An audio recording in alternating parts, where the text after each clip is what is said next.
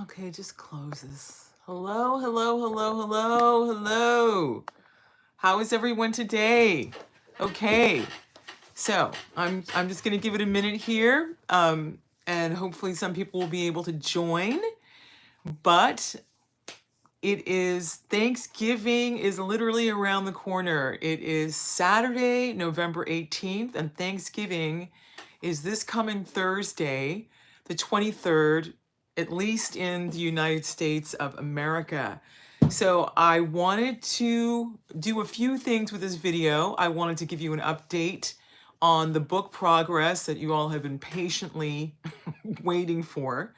I also want to go over the blended greens recipe. The link is in the description. There's a URL where you can click on that.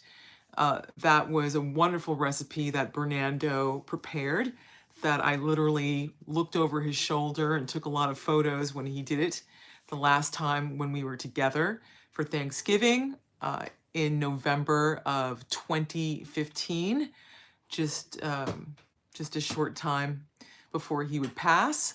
And also, I wanted to just go over some other holiday foods that are popular at this time of year.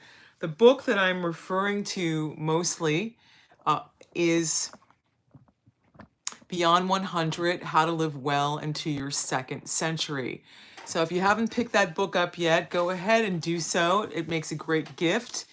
It's in color, it's available in English, and it's available in Portuguese, and you can purchase it at lulu.com. I will pin a comment in the comment section here to make that easy for you to find. Again, the blended greens recipe is in the description of this video.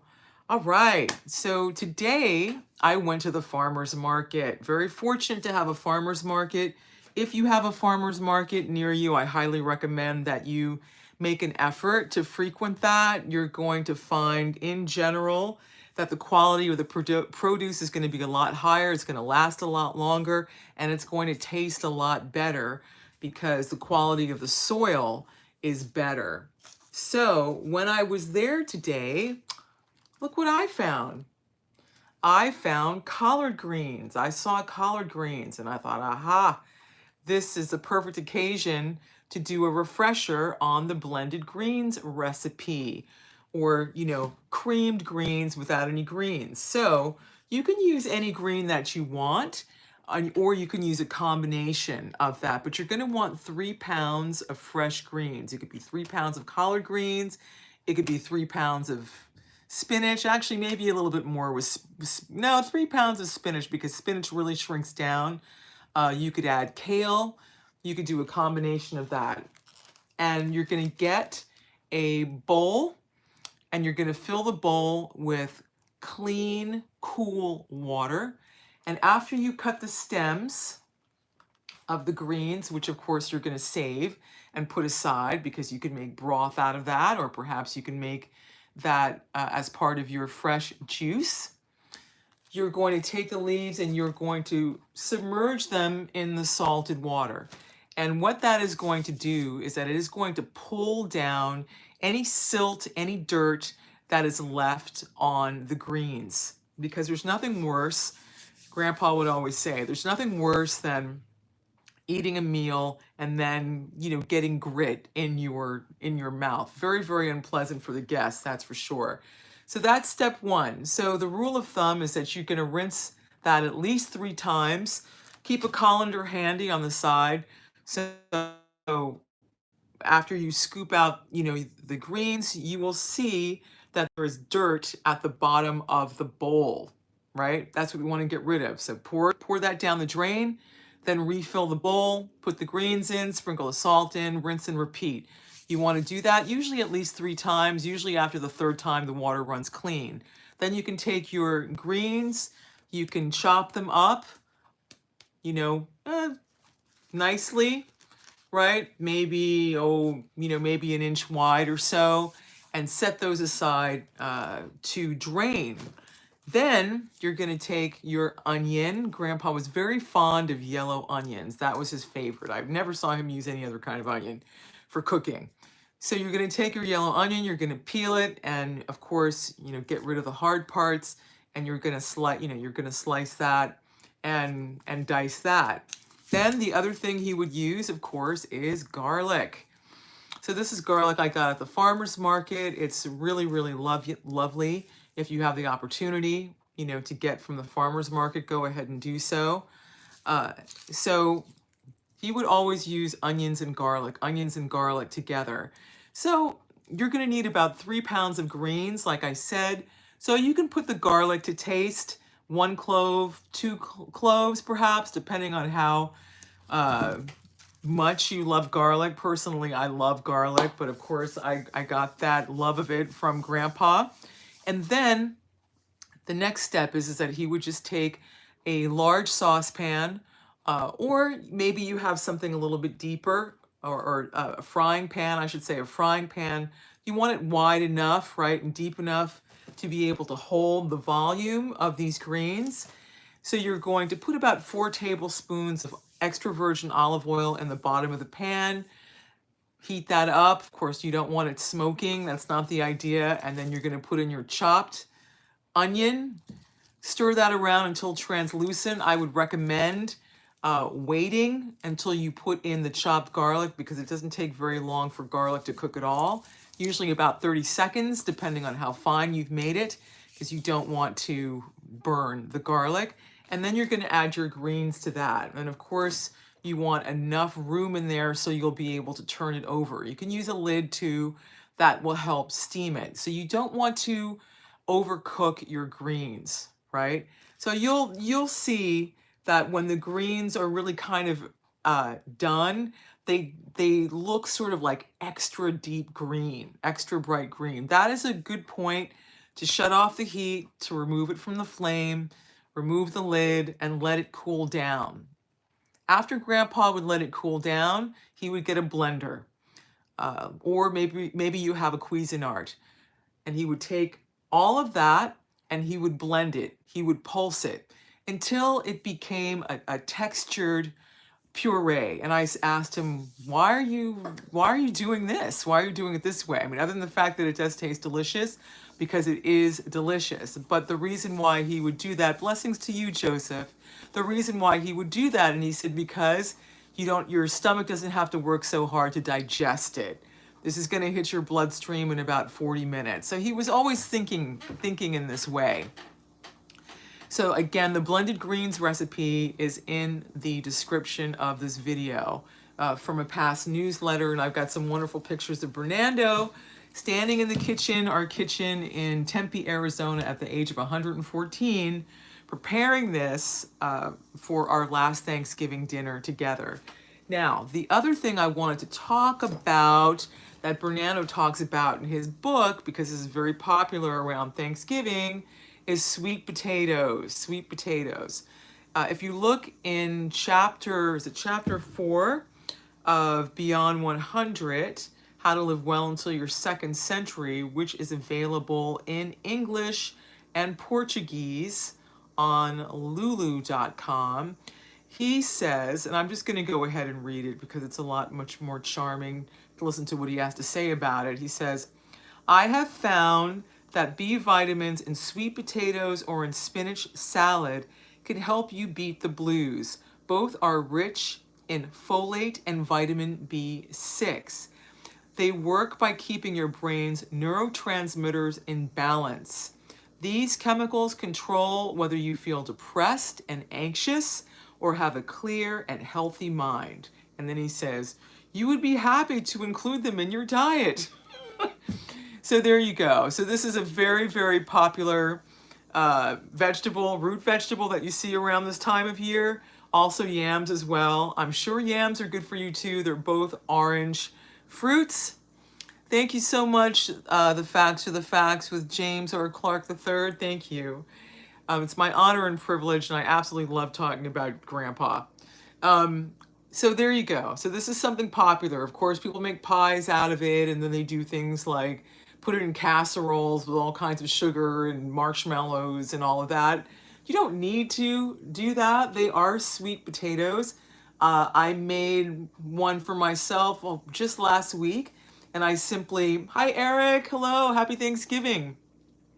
So I simply, washed it and then I cut it up, kind of almost like in sort of like thick French fry slices, because we have a convection oven here. And really within no time, they came out so tender and wonderful. I actually cooked that with a little green pepper, with it, and it was fantastic. There you go. So I just wanted to bring that up, the importance of sweet potatoes and also spinach as well. Now, the other thing I found at the farmer's market today was leeks. Oops, not really a fan of the rubber bands. But anyway, thank you, Eric, and to yours as well. So, leeks, if you look in Beyond 100, How to Live Well into Your Second Century, the print version of the book, there is a beautiful illustration of everything that's in the onion family. And you will see that leeks are in there, of course, as well as onions and other things. So this is a very, very popular way or vegetable to make soup. When I was living in France, you always see leeks or poireaux at the farmers markets, especially at this time of year. And you'll notice again that these are full of dirt, full of silt. So the technique is that you want to cut off the ends, right? And then generally you want to cut off this part, the hardened stems. We're interested in this section here, which is more tender. So what you have, two ways you can do this. You can either split the leek lengthwise, which will expose it, and then you'll see the soil in there. Take a large bowl of cold water, submerge the leeks in there, and sprinkle it liberally with salt. Again, the salt has the property of pulling all the silt and the dirt out of there. And again, you want to do that, about 3 times just to make sure that it's done. The other way you can also do it, if you don't want to cut them lengthwise, is that you can also just cut them this way, right? To make the little circles. Again, same deal. Just submerge them in cold water, put salt on it, and make sure that you've pulled all that out before you drain them, and then you transfer them to saute them lightly in olive oil. Why not add more garlic to that? Why not? And then when you're ready, you can add your broth to that, and you can add your herbs to that. So speaking of broth, I think I had mentioned on here before at some point of how you can make your own vegetable broth. So here is a vegetable broth that I have made, just taking Bernardo's advice of not just throwing the stems, for example, of broccoli, in the trash, or cabbage tops in the trash, etc. You get the picture. Is that just keeping that and putting it in a bag and freezing it? Like, I will collect different things, and then when I'm ready, I will put it in a big casserole and I will make my own broth. So you bring everything to a boil, I'll put cabbage in there, leftover cabbage pieces I couldn't use, leftover broccoli stems I couldn't use, leftover celery I couldn't use, maybe some spring onions that I couldn't use in time. Bring it to a boil, bring it to a simmer. Let it simmer really for, I'd say, a solid half an hour, and then let it cool. And then once it cools, you can transfer it with a funnel into a bottle. And then depending on when you're going to use it, if you're going to use it right away, you can put it in the refrigerator. If you're not going to use it right away, you can put it in the freezer. But a caution is that you do not want to fill the bottle to the top, because when you freeze stuff, it expands and then it will explode in your refrigerator. So maybe you've had this experience of trying to freeze something in glass and putting it in the freezer, and then you've got glass shards and you've got a big mess everywhere. So regardless of whether you're using glass or whether you're using plastic, you want to leave enough room for that. Okay, so moving on to our friend broccoli. Again, this was a super favorite vegetable of Grandpa's and something that you still see for quite some time because this plant is so hardy, known as the five fingers of Jupiter. He must have eaten broccoli, I mean, 3, 4 times a week. Of course, he also enjoyed asparagus. He also enjoyed spinach. He was very fond of those. Any green vegetable that you really like, or even something like Swiss chard, kale, collard greens, callaloo, whatever it is. I even saw escarole in the market today. This again is great just with a light saute, just cut it up with the heads, make sure you don't have some hard stuff around there, and then do a nice saute in a little bit of olive oil, and there you go. It is absolutely delicious and very, very good for you. Someone here on this YouTube channel asked last week about how much olive oil, extra virgin olive oil, did Bernardo use. So again, really when you're cooking, moderation. He would use, again, for like the blended greens, for example. I mean, if he had 3 pounds of greens, he wasn't going to use more than 4 tablespoons of oil. So if you just sort of calculate that down, in your mind, you're probably going to not make 3 pounds of greens just for yourself. Usually, a tablespoon is more than adequate to saute your food in. You want just enough for it to be a conductor, right? For that onions and those garlic to become translucent, and fragrant before you add your greens to it. Of course, he was also using extra virgin olive oil by extension because of the garlic paste that he was putting in his Dr. Schultz's superfood smoothie. And he was also anointing his body with olive oil. He would use it also as a light pomade on his hair. And of course, he would massage his feet with that. And he would also use it in his Epsom salt bath that he soaked his feet in every single night. Now, my grandfather was a working man. He worked as a chef. When you're working in the restaurant industry, you're standing on your feet, 8, 9, 10 hours a day. The chefs get there early. They have to start preparing stuff very early, right? Before it's quitting time, then they have to do everything all over again. So his feet they were as soft as a baby's bottom. They really were. So he took care of himself. So I hope that answers your question about olive oil. Now, the other thing that you see a lot of at this time of year are mushrooms. And mushrooms are really, really good for you. Generally at Thanksgiving, you'll find them in the gravy, right? People will make mushroom gravy.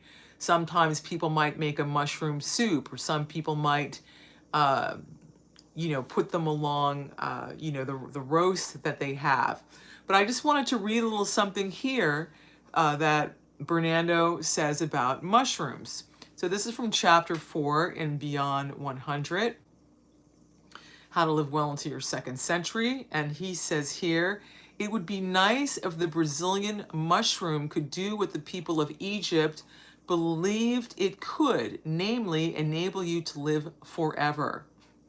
In reality, there is nothing miraculous about these fungi at all, but their seemingly magical powers can make you healthier. Mushrooms are largely made of water. They are high in protein, carbohydrates, and fiber, while they are low in fat, salt, and calories. Ingredients called polysaccharides, giant chains of superparticles that are linked together, help fight cancer, heart disease, and infection. The next time you are in a grocery store, look out for all the varieties of mushrooms, particularly the ones with exotic names like the Japanese shiitake mushroom. The shiitake, maitake, and chanterelle mushrooms are the most nutritious of the bunch. There are lots of ways mushrooms keep you healthy. It is no secret that high cholesterol leads to trouble with your heart, and mushrooms may be one of the ways to lower your blood pressure and cholesterol as much as 10%. Around the 1970s, researchers noticed that in the mountain region of Idiate near Sao Paulo, Brazil, a regular part of local inhabitants' diet was a mushroom known as cogumelo de Deus, or mushroom of God. The researchers also noticed that the local inhabitants were extraordinarily healthy and had a very low incidence of disease, which they attributed to this magical mushroom. The scientific name of the mushroom is Agaricus blazei muril, more commonly called the ABM mushroom, and sometimes refer to it as Agaricus brasilensis. So potent is this mushroom that one well-known rainforest herbal manufacturer uses it as the main ingredient in herbal supplements that have been credited with success against cancer and other diseases around the world. And then he makes a reference here from Natural News. So there you go. So if you see mushrooms on the Thanksgiving dinner table on your plate, don't avoid them. Eat them. They're good for you. Of course, there are so many wonderful mushroom dishes that you can find or used in cuisine from Italy, for example, and even from France. I remember when I was living in France, there was a guy who had a little restaurant, and he used to make a terrine out of mushrooms, very finely chopped mushrooms. So it looked like a meatloaf, but it was entirely made out of mushroom, and it was absolutely delicious. It was like my favorite. So if you go to the farmer's market, for example, you may see more different kinds of mushrooms. Lion's mane mushrooms are very popular, oyster mushrooms, hen's mushrooms, turkey tail mushrooms. There's so many different kinds of mushrooms that have so many different health benefits for you that add a wonderful flavor, to your meal. And, of course, we're more familiar with like portobello, cremini mushrooms. So, do your research and enjoy that. I hope that you have a very healthy and happy Thanksgiving. It's my pleasure to be here with you and to represent my grandfather, Bernardo Lapallo. My name is Erica. Once again, thank you for being here, and I wish you a wonderful rest of your day, a very happy, healthy, and safe holiday, whether you're spending it with a gaggle of people or whether you're spending it alone. Bye-bye.